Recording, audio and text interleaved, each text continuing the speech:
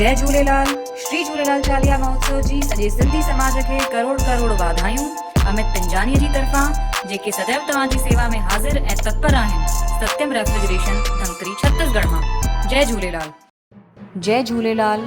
मातृभाषा खे वाधारो ॾियण वास्ते असांजे सिंधी न्यूज़ चैनल सिंधु संगम माचिस मीडिया न्यूज़ खे सब्सक्राइब कयो ऐं सिंधियत जो मान वधायो। त ख़बर धमतरी जी आहे। धमतरी में श्री झूलेलाल चालीहा महोत्सव जी मौज हली रही आहे।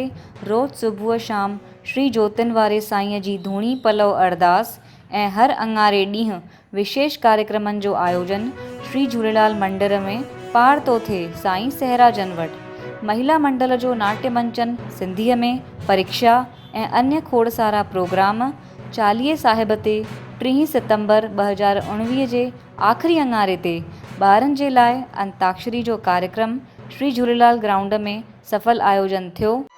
जय झूलेलाल। श्री झूलेलाल चालीहा महोत्सव जी सॼे सिंधी समाज खे करोड़ करोड़ वाधायूं। अमित पिंजानी जी तरफ़ां जेके सदैव तव्हांजी सेवा में हाज़िर ऐं तत्पर आहिनि। सत्यम रेफ्रिजरेशन धमतरी छत्तीसगढ़ मां। जय झूलेलाल। हिन कार्यक्रम में ईशानी चावला, नितिन नारवानी, आस्था नारवानी, रौनक छोटवानी हिननि ॿारनि भाग वरितो।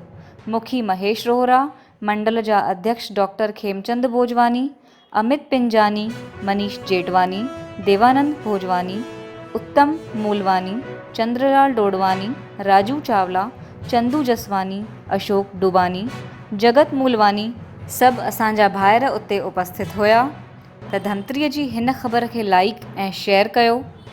जय झूलेलाल।